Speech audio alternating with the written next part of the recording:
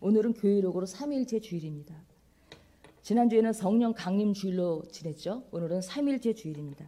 삼위일체 주일은 성령 감절 후 첫 번째 맞이하는 주일입니다.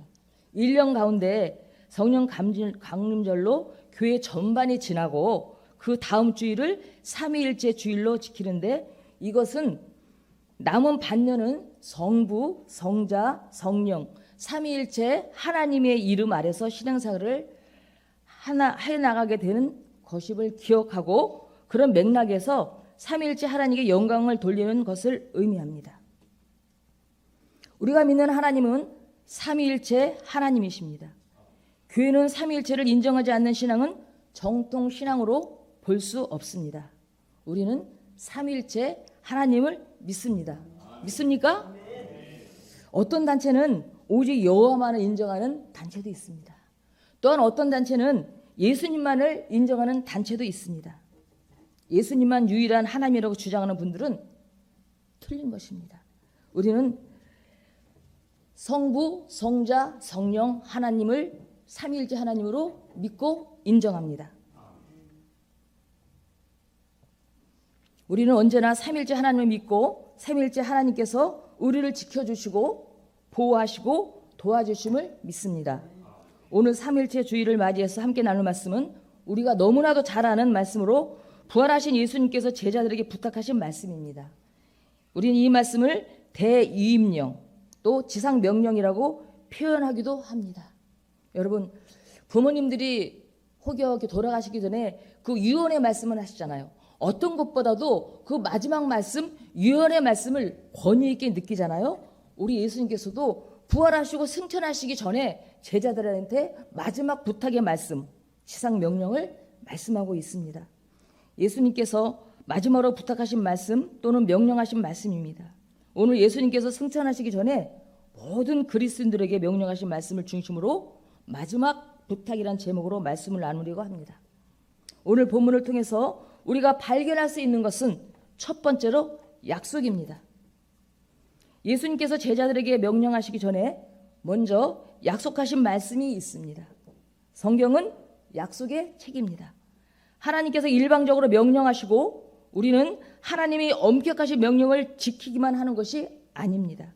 하나님은 우리에게 명령하셨지만 그 명령과 함께 명령을 이행하는 것에 대한 보응을 하셨습니다.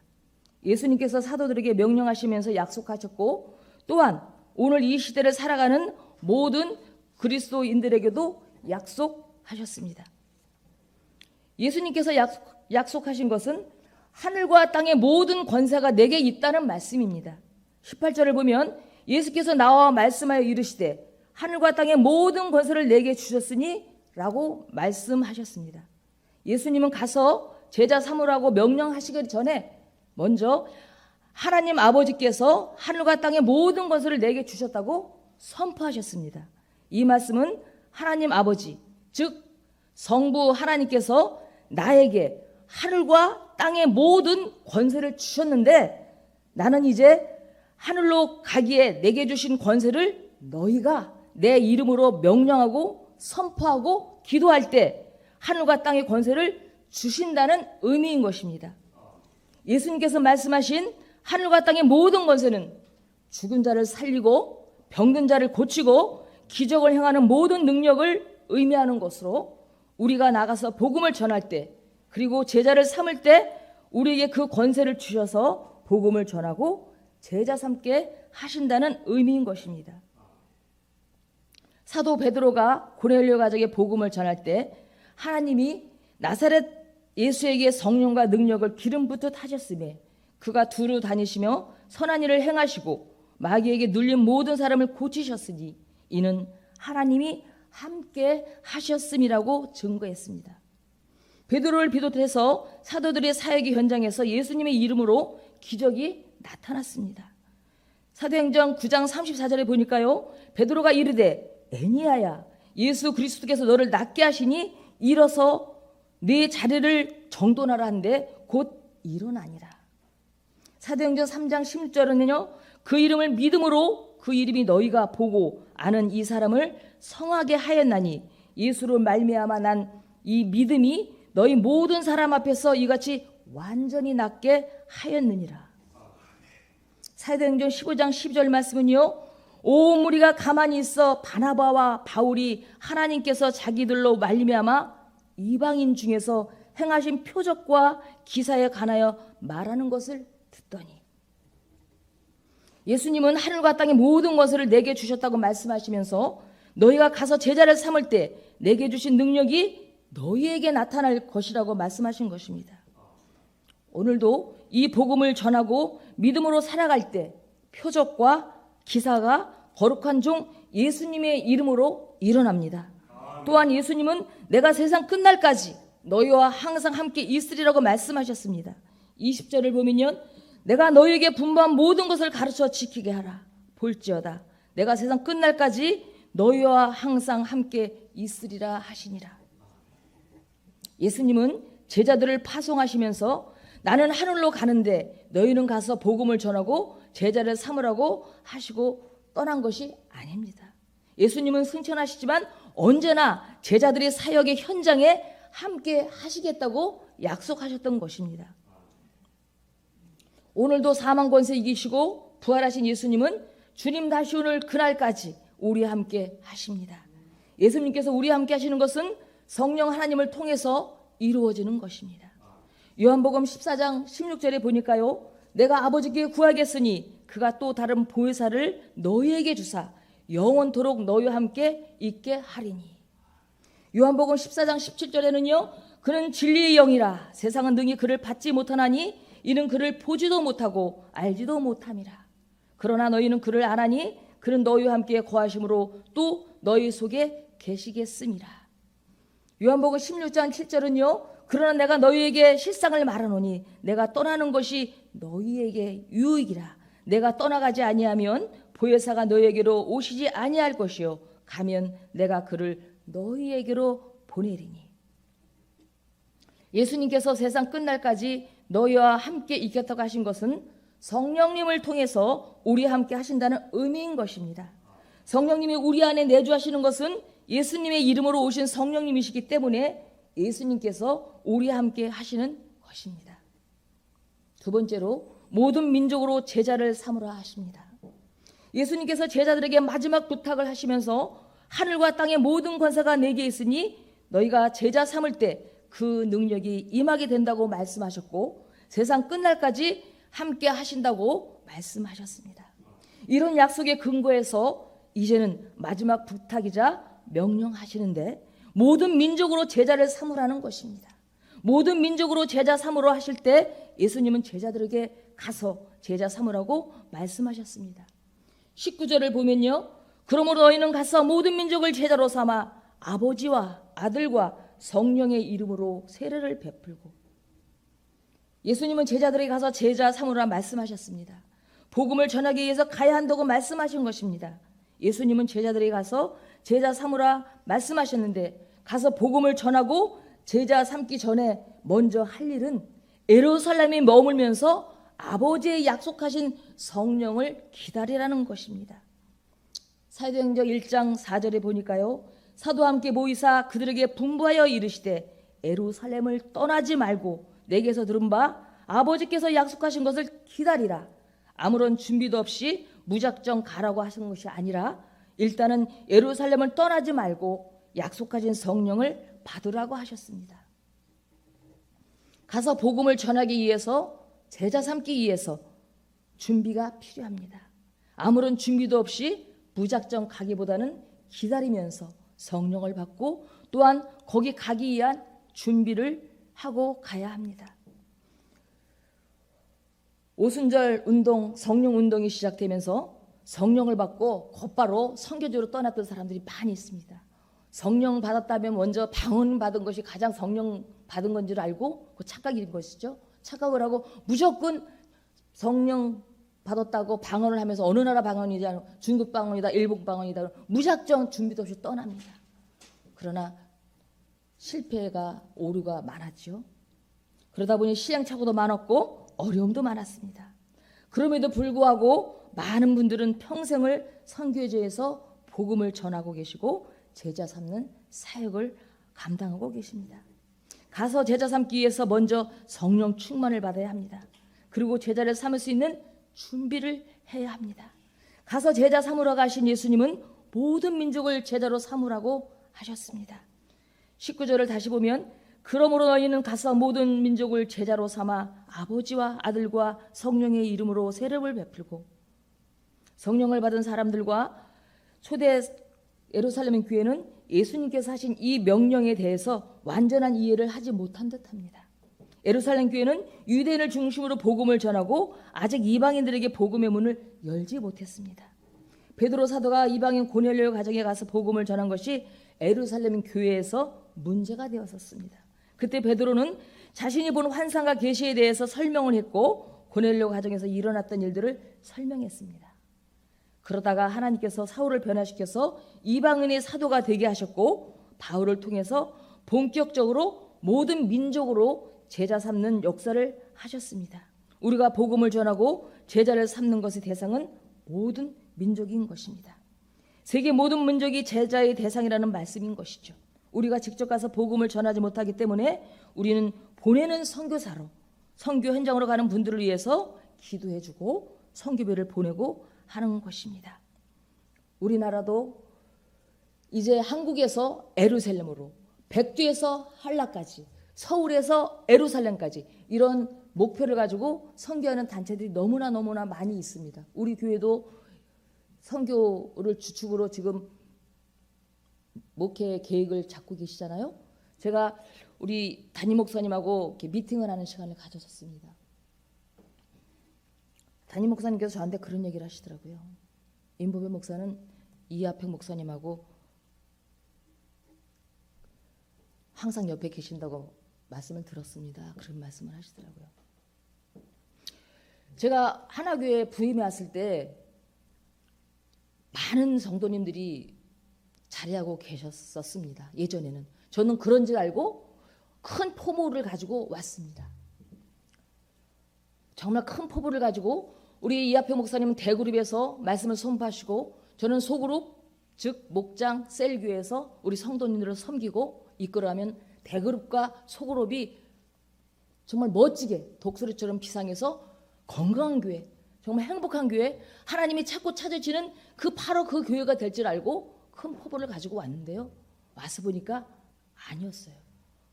와서 보니까 말씀을 들었더니 코로나 때문에 그리고 또 뭐 정치 그런 분쟁으로 인해서 성도들이 각기 다 가난한 성도가 되었습니다. 저는 고민을 했습니다. 많은 고민을 했어요. 근데 저한테 주시는 하나님의 말씀이 있으셨습니다. 유익한 사람이 되라. 지금 가장 유익한 것이 뭐냐면은 목사님 곁에 있던 거다. 제가 언젠가는 하나님의 부르심을 받을 때 너 어디 있다 왔니? 예, 저는 하나교회에서 이하평 목사님 곁에 있다 왔습니다. 이렇게 말씀드리려고 항상 그 마음으로 일을 했습니다. 그런데요, 제 생각과 하나님의 생각은 또 다르더라고요. 어느 날 우리 최은원 목사님이 오신 거예요. 가슴이 부풀렸습니다. 대화를 나누는 와중에 제가 생각했던 비전, 제가 꿈꾸고 있던 그 비전을 목사님께서 말씀하고 계시는 거예요. 요즘 수요예배도 없고 금요예배도 없고 새벽예배도 없습니다. 그런데 113부 예배를 다 준비하고 계시고요. 다음 세대를 향한 우리 다음 세대가 무너지면 우리나라의 교회는, 우리나라의 기독교는 장담할 수 없습니다. 그런데 우리 최은원 목사님이 그런 포부를 가지고 계시더라고요. 그 대화하는 그 어느 시간 동안에 저는 흥분이 됐어. 그래. 우리 목사님하고 손 붙잡고 목사님 잘 보필하면서 우리 그런 교회를 꿈꾸고 그렇게 나가자. 그렇게 마음을 먹고 그래요. 하나보다 둘이 낫고 둘보다 셋이 낫잖아요. 그래, 이하평 목사님과 함께 있었던 그 비전을 우리 최은환 목사님과 여러분과 함께 나눈다면 우리 교회는 성장할 것이고 하나님께서 기름 부어 주셔서 우리 교회는 꼭 발전할 수 있을 거라는 믿음과 확신이 생겼습니다. 저 혼자만의 믿음이고 바람입니까? 아니죠. 여러분들도 같은 마음이시죠? 그래요. 우리는 하나님께서 우리에게 분부하신, 우리가 이 하나교회 예수님교회에 불러주신 것은 우리가 오고 싶어서 오신 것이 아니라 하나님께서 이 교회에 불러주심을 믿으시기를 바랍니다. 하나님께서 마지막 때에 너희들은 이 예수님 교회에서 하나 되게 하라는 하나님의 분부고 명령이기 때문에 이 자리에서 함께 신앙생활 하시는 줄 믿습니다.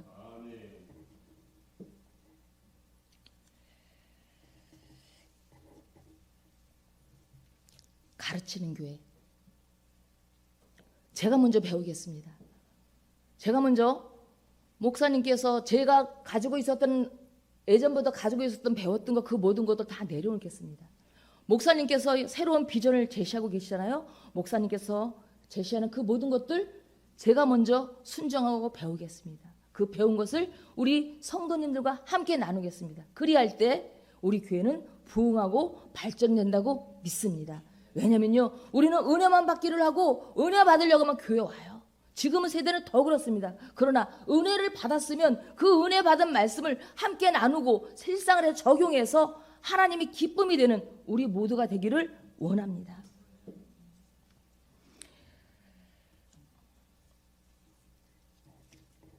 우리가 기억해야 할 것은 또 제자를 삼는다는 것은요, 내가 제자를 삼을 만한 스승이 먼저 되어야 합니다. 제가 서두에서 말씀드렸죠. 제가 먼저 배우겠습니다. 왜냐하면 내 배운 바를 내가 먼저 숙지를 하고 배워야만이 다른 사람한테도 가르칠 수 있기 때문입니다. 사랑의 교회 옥하는 목사님의 설교를 며칠 전에 들었습니다. 사랑의 교회 하면은 거기 정체성이 있잖아요. 제자훈련. 그 제자훈련 우리 모두 많이 배웠고 지금까지도 계속 이어지고 있잖아요. 교회 와서 예배는 드리고 찬양을 하고 헌금하고 돌아가서는 교회적인 신앙적인 생활이 아니라 세상 사람들과 똑같이 생활한다는 것입니다. 그 이유가 뭔가를 생각해 볼 때 제자훈련, 말씀을 공부하고 말씀을 배운 걸 평신도들을 깨워서 평신도들한테 가르쳐주고 그래서 그 셀에 통하여서 그 교회가 발전됐습니다. 우리 교회도 그러한 교회가 될 줄로 믿습니다. 왜냐하면 그러하기 위해서 저희들이 6월달부터 공부하고 그렇게 새롭게 시작할 겁니다. 우리 사랑하는 성도님들, 우리 목사님의 그 비전에, 목사님의 목회 방침에 우리가 아멘하고 순종하고 나아갈 때 우리 교회는 발전하고 부흥할 줄로 믿습니다. 스승이 된다는 것은 본을 보이는 신앙으로 살아가는 것이라고 정의할 수 있습니다. 예수님은 너희는 나를 따르라고 하셨고요. 바울은 너희는 나를 본받으라고 했습니다. 우리는 본을 주는 그리스도인이 되어야 합니다. 제자는 스승이 하는 것을 따라하게 되어 있습니다. 우리가 제자를 삼는다는 것은 믿음이 약한 사람들, 우리가 제자 삼아야 할 사람에게 본이 되어 주는 것이고 다른 사람들이 우리의 신앙을 본받게 해야 하는 것입니다.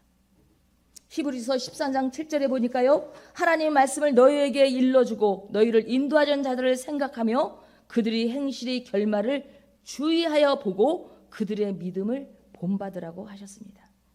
세 번째, 세례를 베풀어야 합니다. 모든 민족으로 제자를 삼으라고 하시고 계속해서 세례를 주라고 말씀하셨습니다. 세례를 주라는 말씀에서 우리가 발견할 수 있는 것은요. 성부와 성자와 성령의 이름으로 세례를 주라고 하셨습니다. 19절을 다시 보면 그러므로 너희는 가서 모든 민족을 제자로 삼아 아버지와 아들과 성령의 이름으로 세례를 베풀고, 여기서 중요한 것은 세례를 줄 때 아버지와 아들과 성령의 이름으로 주는 것입니다. 이것은 삼위일체 신앙을 의미하는 것으로 우리가 믿는 하나님, 성부 하나님, 성자 하나님, 성령 하나님, 이렇게 삼위 하나님을 믿는 것입니다. 삼위 하나님의 이름으로 세례를 베풀라고 하셨습니다. 우리가 세례를 받을 때 성부와 성자와 성령의 이름으로 세례를 받았습니다. 오순절 성령운동이 일어나고 얼마만 있다가 밤새 성령 충만한 가운데 기도한 중에 사도행전 2장 38절 베드로가 이르되 너희가 회개하여 각각 예수 그리스도 이름으로 세례를 받고 제사함을 받으라. 그리하면 성령의 선물을 받으리니, 이 말씀에 감동한 많은 분들이 있었습니다.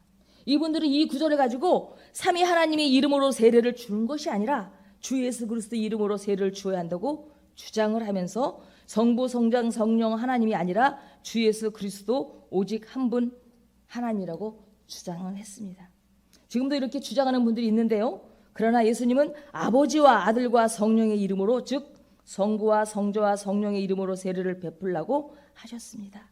이것은 우리의 신앙이 삼위일체 신앙이어야 하고 우리가 세례를 받는 것은 삼위 하나님의 이름으로 받아야 한다고 말씀하신 것입니다. 오늘 삼위일체 주일인데요. 우리는 삼위일체 하나님을 믿습니다. 또한 삼위일체 하나님의 이름으로 세례를 받습니다. 또한 세례를 주라는 말씀은 구원의 확신을 갖게 하라는 의미인 것입니다. 세례를 받는다는 것은 예수님이 나의 구세주임을 믿는 믿음이 고백이 있어야 한다는 것입니다. 세례를 받는 사람이 스스로 예수님이 구세주이심을 고백할 때 구원받은 성도라는 확신을 갖는 것입니다. 우리가 복음 전할 때 제자를 삼는 것은 예수님을 구세주로 믿고 세례를 받고 주님의 제자가 되는 것입니다. 네 번째로 가르쳐야 합니다. 제자를 삼는다는 것은 가르치는 것을 포함하는 것입니다. 스승은 제자를 가르쳐야 합니다. 우리가 제자를 삼는 것은 가르치라는 것인데 우리가 제자들에게 본이 되는 신앙의 삶을 살아야 할 뿐만 아니라 잘 가르쳐야 합니다. 가르치라고 하신 예수님은요, 우리가 가르쳐야 할 것에 대해서 내가 너희에게 분부한 모든 것이라고 말씀하고 계십니다. 20절을 다시 보면 내가 너희에게 분부한 모든 것을 가르쳐 지키게 하라. 볼지어다 내가 세상 끝날까지 너희와 항상 함께 있으리라 하시니라. 예수님은 제자들에게 너희는 제자 삼으라 하시고 너희가 제자 삼은 그들에게 가르쳐야 하는데 내가 너희에게 분부한 모든 것을 가르치라고 말씀하셨습니다. 교회에게 가르치고 전해야 할 것은 예수님께서 저희들에게 하신 말씀입니다. 다르게 말하면 복음을 전하고 가르쳐야 하고 성경을 가르치고 전해야 한다는 것입니다. 우리는 하나님의 말씀인 성경을 믿습니다. 그런데 성경 중에서도 구약의 말씀보다 예수님의 말씀이 우선하는 것입니다. 그래서 어떤 분들은 오직 복음서만을 가르치기도 하죠. 복음서는 예수님 직접 하신 말씀과 사역을 담고 있기 때문에 복음서가 중요하고 다른 것은 복음서만큼 중요하지 않다고 생각해서 계속 복음서만 가르치는 분들도 계십니다. 그러나 그건 아니죠. 예수님께서 내가 너희에게 분부한 모든 것이라고 할 때 예수님께서 직접 가르친 것을 중심으로 해서 모든 성경을 가르쳐야 한다는 것입니다. 그런데 구약의 말씀보다는 예수님의 말씀이 우선시 되어야 합니다. 어떤 분들은 지나치게 구약의 율법에 강조점을 두는 분들도 있습니다. 그러나 구약의 모든 율법은 예수님을 통해서 완성되었기 때문에 예수님의 말씀인 복음이 구약의 율법보다 우선되어야 한다는 것이죠. 우리는 복음과 신약 성경을 중심으로 해서 구약의 말씀을 함께 믿고 전하고 가르쳐야 합니다. 예수님은 가르치는 목적에 대해서 가르쳐 지키게 하라고 하십니다. 20절을 다시 보면 내가 너희에게 분부한 모든 것을 가르쳐 지키게 하라. 볼지어다 내가 세상 끝날까지 너희와 항상 함께 있으리라 하시니라. 가르친다는 것은 알게 한다는 의미를 넘어서 알게 된 것을 적용하고 지키게 하는 것입니다. 우리가 제자가 된다는 것은 그리고 제자를 삼는다는 것은 성경의 지식을 가르치고 배우는 것에 그치는 것이 아니라 배운 것을 삶에서 실천하고 적용해야 한다는 것입니다. 성령 충만의 결과가 뭡니까? 변화된 삶이 아니겠습니까? 지식이 아닌 삶이 중요한 것이죠. 우리는 예수님께서 주신 말씀을 듣고 배워야 합니다. 그리고 그 말씀을 지켜야 합니다. 즉 실천해야 한다는 것이죠. 행함이 없는 믿음은 죽은 것이라고 야고보서에 기록하고 있습니다. 로마서 2장 13절에 보니까요. 하나님 앞에서는 율법을 듣는 자가 의인이 아니요 오직 율법을 행하는 자라야 의롭다 하심을 얻으리니라고 바울 사도는 말했습니다. 야고보서 1장 22절에 너희는 말씀을 행하는 자가 되고 듣기만 하여 자신을 속이는 자가 되지 말라고 말씀하고 계십니다. 말씀을 정리합니다. 우리가 제자가 되고 제자를 삼는 것은 말씀을 듣고 배우고 지키는 것, 즉 말씀을 행하고 삶에 적용하는 것입니다. 말씀은 약속인 것입니다. 우리가 말씀을 따라 살아가면 말씀에 약속된 복과 은혜를 누리게 됩니다. 오늘 삼위일체 주일을 맞이해서 예수님께서 너희가 가서 제자 삼으라 하신 이 말씀의 의미를 기억하고 이제 6월 달부터 12월까지 삼위일체 하나님의 인도하심과 보호하심 속에 복음을 전하고 가르치는 삶을 살고 하나님이 주시는 평안과 위로와 복을 누리는 삶이 되시길 주님의 이름으로 간절히 축원합니다.